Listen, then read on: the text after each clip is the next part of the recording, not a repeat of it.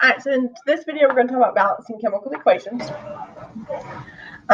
For your days, I broke it up into 2 days of beginner balance and then intermediate balance. If you notice, I put lots of stars around this. This is probably the most important thing. Once you have your skeleton equation, you can only add coefficients. You cannot add subscripts. Star, star, star, underline, underline, exclamation mark, exclamation mark.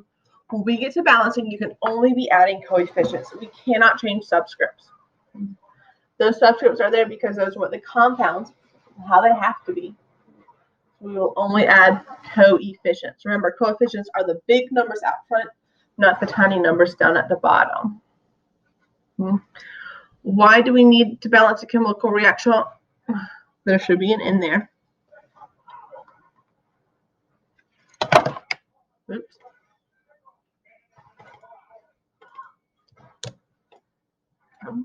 Well, if you do the law of conservation of mass, we know that things can't just randomly disappear and change. If it's a reactant, it has to be there on the product side. Here's some more definitions to make sure we got it. Oh, I can hide this. A representation of a chemical reaction showing the relative numbers of reactants and or products. Okay, that would be a chemical equation. I know it can't be chemical reaction because that's used in our definition, but our chemical equation is showing how many there are. Okay, so H2O, tell me there's two H's. I've never written before a chemical formula. That's telling me a coefficient. It's telling me how many molecules there are. A substance resulting from a chemical reaction. So at the end, so that would be our product. A process in which one or more substances are changed into one or more new substances. Okay, that tells me that's a chemical reaction. And our starting substance is our reactant. Writing skeleton equations. Okay, you should have already practiced that. Okay. Remember, we do have to look at charges. If you're still confused on that, go back and watch our previous videos or shoot me an email so I can help explain it. But looking at this, okay, what do we mean by balanced? If I add one blue piece to this side, my scale is not balanced. If I add it to the other side, we now call that balanced. So if I had one blue and two yellows on this side, right, and two blues and one yellow on this side, they are not balanced. So we'd have to figure out how to get these balanced. So we'd have to add another blue one.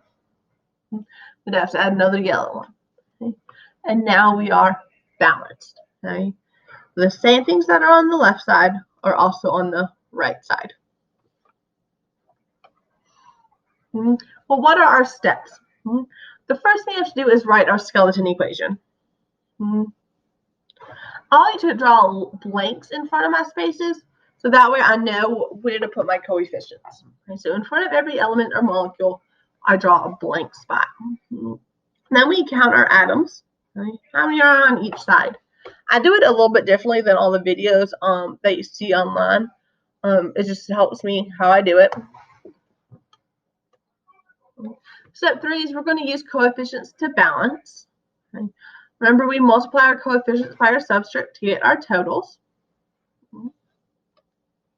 We're going to write our coefficients in the lowest possible ratio. What that means, if you solve a problem and you get 2, 2, 1, just kidding, 4, 2, we can reduce that to 1, 1, 2, 1. We want our lowest possible ratio. And step 5 is look back and check. I feel like these are a little bit different than the steps I gave you on Google Slides. I just broke step 3 or step 2 into 2 steps. Okay? But same general idea. I love step 5 because if you balance it correctly, you can easily tell at the end. So there are 2 main ways I teach how to balance. There are lots of different ways to balance chemical equations, lots of different versions, visual, mathematical, it doesn't really matter, tons of ways. I'm going to show you all these 2 ways, and these are the 2 ways I'm going to be solving problems. If these 2 ways do not work for you, let me know. and I'll help you individually with another way. But the most common way is, I could call it the math way. Right? What we do is we figure out what elements. We have an H and we have an O, and I like to write them under the arrow. Most people write some under the products and some under the reactant side. Okay, I wrote them just under the arrow. I only have to write them one time that way. I'm all about saving some time. But remember, there are 2 H's on the left, 2 O's on the left, 2 H's on the right, 1 O on the left. So I can easily see what's unbalanced. And so I asked myself, 1 times what number is going to get me to 2? Because these numbers have to be the same. So I know 1 times 2 equals 2. The number you multiply on that line goes up here in front of this line. The number you multiply by. So now 2 and 2, they are balanced. The only issue is this affects my O. It is also going to affect my H. So I have to times this one by 2 as well to get 4. So if you balance one element, sometimes it unbalances the other one. So now 2 and a 4. So I asked myself, 2 times what number will get me to 4? You should be telling me 2. I multiply by a 2, so I put the 2 on the line up top. Not 4. I don't care about the total number. I care about the number I multiplied by. So double checking 4 and 4, 2 and 2. This is now balanced. So this would be my general equation. What I do is in my blank spots, I'm going to put a 1. And then I write my coefficient ratio. We would call this 2, 1, 2. That way, if I just say 2 and 2, okay, that's the order of the coefficients. 2, a 1, a 2. This is a version of the most common way people balance. Okay? Another way is, I call it the visual way. So looking at it, I have 2 H's on this side, 2 H's on this side. I have 2 O's on this side and only 1 O on this side. So I have to add another O. So I physically draw my other O. The only issue is you have to bring down that whole compound. Whatever is above, you have to bring all the way down. So I also have to write my H2 down low. Okay, so now I have 2 O's, but now I have 2, 3, 4 H's. I only have 2 H's on this side. So I want to bring down another H2. So now I have 4 and 4, 2 and 1, 2. So now I'm balanced. So my coefficients are how many times the compound is written. I needed 1, 2 H2s.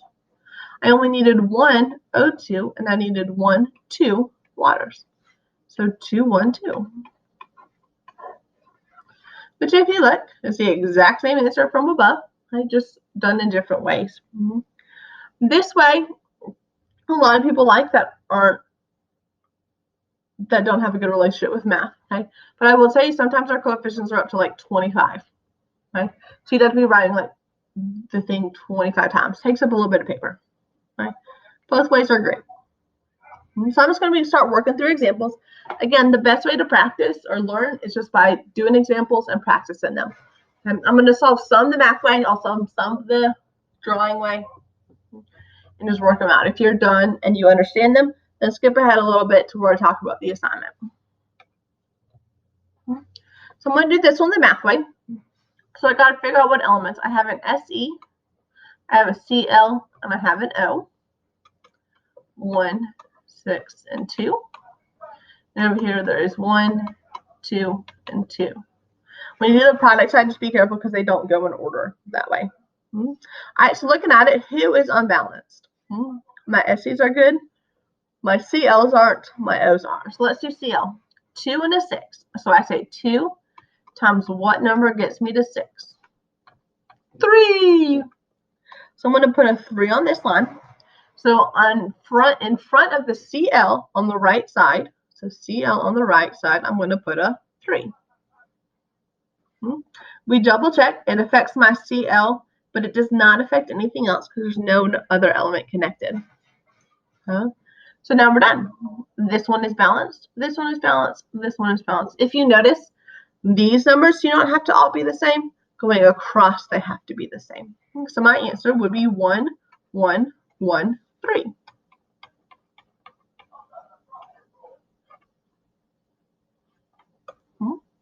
I'll do this one the drawing way.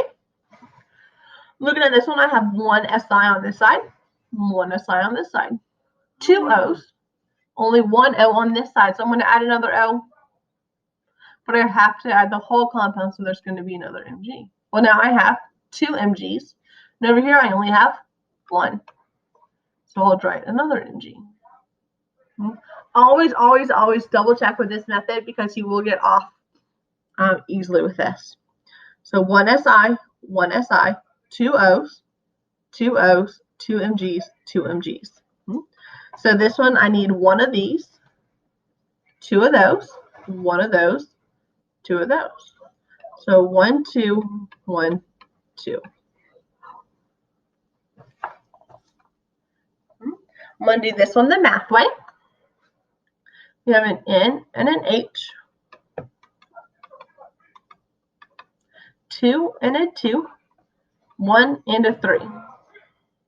Now, both of these are unbalanced.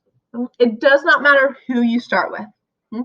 I generally start at the top, work my way down, but it doesn't matter. I'm going to start with the H's though, just because that's a little bit trickier doing it that way. Looking at it, I have a 2 and a 3. 2 times what will get me to 3? Nothing. Right? So we have to find our least common denominator. So what number can both these numbers go into? 6. So 2 times what gets me to 6? 3. 3 times what gets me to 6? 2. Now, if you are to do this way, the most common mistake is people don't put the number up as a coefficient as soon as they multiply. They multiply everything at the bottom, get it balanced, and then try to add the coefficients. And it doesn't always work out that way. So as soon as you multiply, put it up top. So in front of my H, on the left side of my equation, I'm going to put a 3. So we'll bring that 3 up. And in front of the H on the right side, we'll put a 2. Okay. When I put this 2, it affects my H. It's also going to affect my N. Now my N's are balanced, my H's are balanced, so I fill in with a 1. My answer is 1, 3, 2.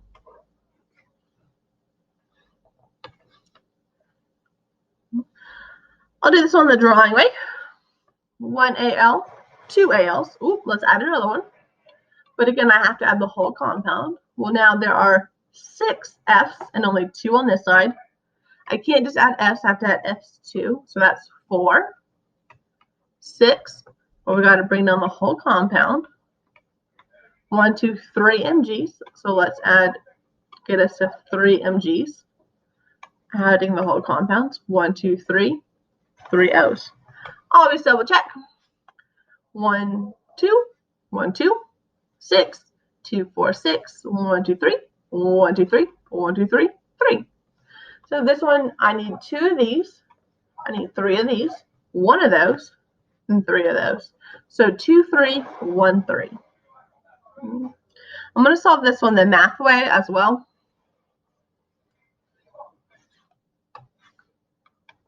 So an AL, an F, an MG, and an O.